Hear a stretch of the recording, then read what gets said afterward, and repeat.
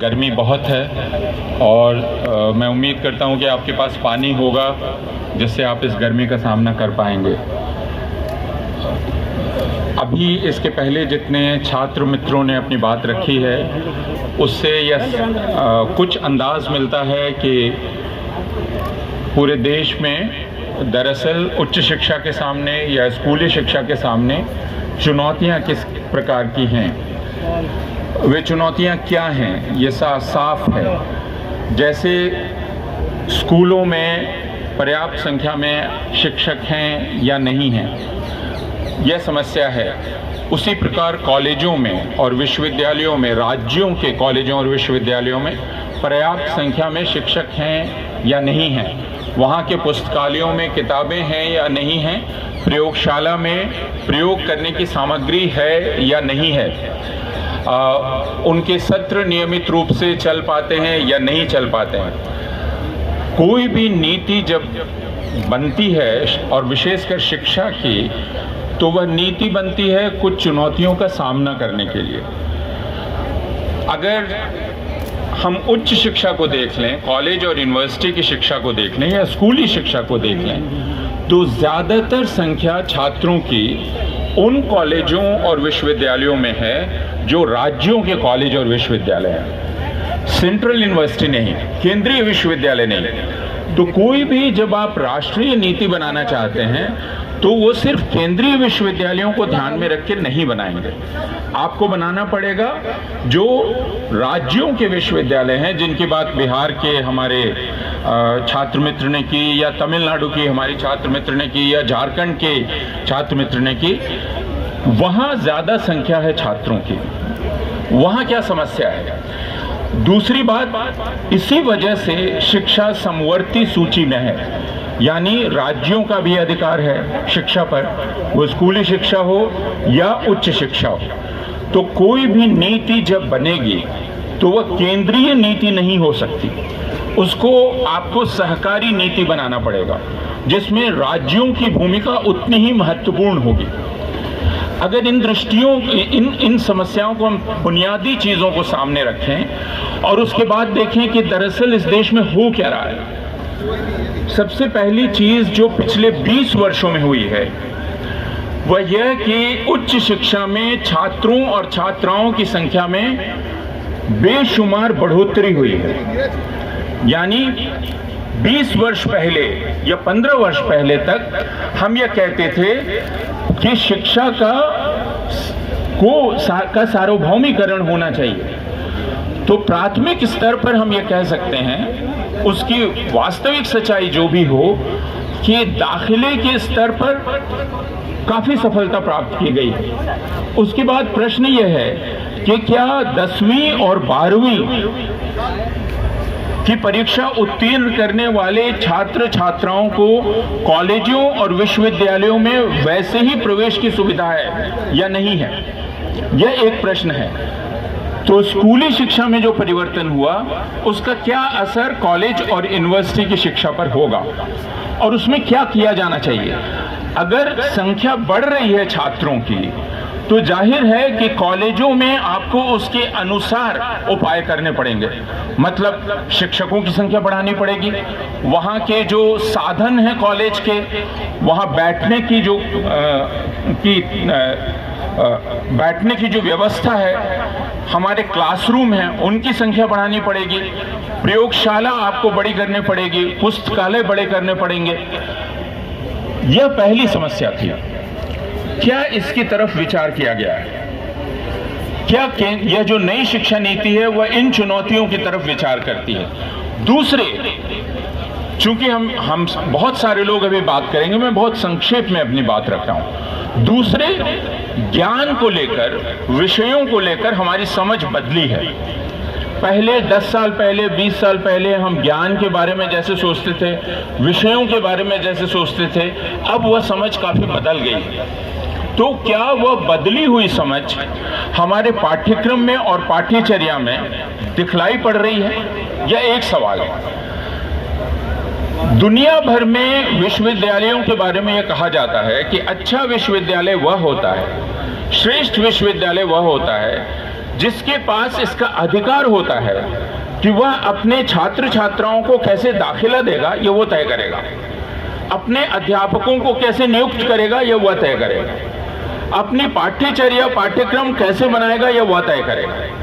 दुनिया भर में जिसको आप श्रेष्ठ विश्वविद्यालय कहते हैं, और अक्सर भारत में अमेरिका के विश्वविद्यालयों का नाम लिया जाता है, और यह बात एकदम ठीक है कि वे अच्छे विश्वविद्यालय हैं, लेकिन अमेरिका के किसी विश्वविद्यालय को वहां का कोई भी अगर यूनिवर्सिटी ग्रांट कमीशन जैसी संस्था हो तो वो ये नहीं बतलाती है कि आपकी पाठ्यचर्या ऐसी बनेगी, आपका सिलेबस ऐसा बनेगा।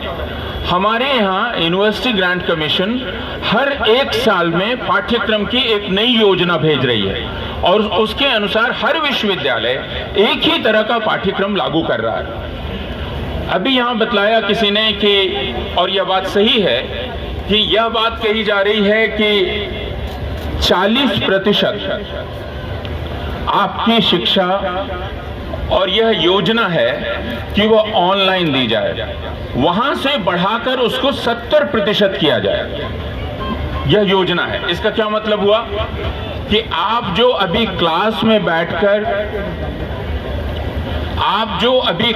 में बैठकर आमने सामने पढ़ रहे हैं, सरकार अब यह कह रही है कि 70% तक आपका पाठ्यक्रम अब ऑनलाइन होगा।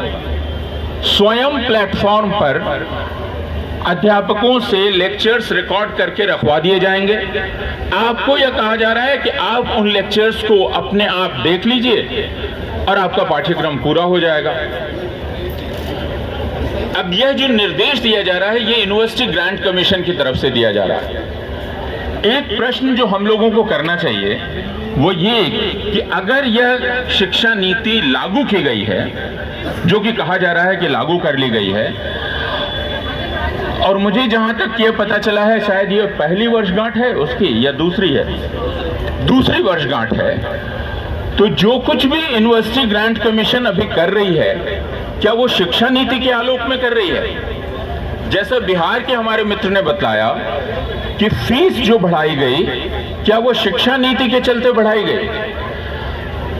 हमें यह समझना चाहिए कि शिक्षा नीति दरअसल अब एक ऐसी धोखे की टट्टी है जिसकी आड़ में हर विश्वविद्यालय और हर यूनिवर्सिटी ग्रांट कमीशन जो चाहे वो कर रही है, और उसको वो कहती है कि ये नई शिक्षा नीति के आलोक में हो रहा है। हमें ठीक पता भी नहीं है कि नई शिक्षा नीति की कार्य योजना क्या है। और यह अंतिम बात मैं कहना चाहता हूं, कभी भी जब राष्ट्रीय नीति लागू होती है तो उसे संसद में उस पर बहस होती है। नई शिक्षा नीति संसद में गई ही नहीं है, संसद में उस पर कोई विचार विमर्श नहीं हुआ है, राज्य सरकारों से उस पर कोई विचार विमर्श नहीं हुआ है। तो फिर नई शिक्षा नीति, राष्ट्रीय नई शिक्षा नीति हो कैसे गई और वो लागू कैसे हो रही है? दूसरी चीज जो किसी भी राष्ट्रीय शिक्षा नीति में होती है या किसी भी नीति में होती है कि जब आप नीति का दस्तावेज तैयार करते हैं तो नीति के दस्तावेज क्या होते हैं? वे आपके इरादे बताते हैं। मैं इधर जाना चाहता हूं, मैं इधर जाना चाहता हूं, मैं इधर जाना चाहता हूं। लेकिन सरकार के इतना भर कह देने से कि मैं इधर जाना चाहती हूं, बात तो पूरी नहीं होती है। जब सरकार ये कहेगी कि मैं यह हासिल करना चाहती हूं, तो सरकार से यह पूछा जाएगा कि आप कैसे हासिल करना चाहते हैं, यानी बजट में उसके लिए कितना पैसा आप लगा रहे हैं। यह बात अभी तक हमें नहीं मालूम है, क्योंकि नई शिक्षा नीति के आलोक में कोई प्रोग्राम ऑफ एक्शन नहीं बनाया गया है। तो जब कोई प्रोग्राम ऑफ एक्शन है ही नहीं, तो जिसे जो भी तबीयत हो रही है वो कर रहा है। हर विश्वविद्यालय अपनी मनमानी कर रहा है और उसे वह उचित ठहरा रहा है यह कहकर कि यह नई शिक्षा नीति को लागू करने का प्रयास है। इसलिए हम नई शिक्षा नीति पर जब विचार करें तो इन बुनियादी चीजों पर जरूर विचार करें। कि दरअसल देश की शिक्षा के सामने चुनौती क्या है। चुनौती संख्या की बढ़ोतरी की है।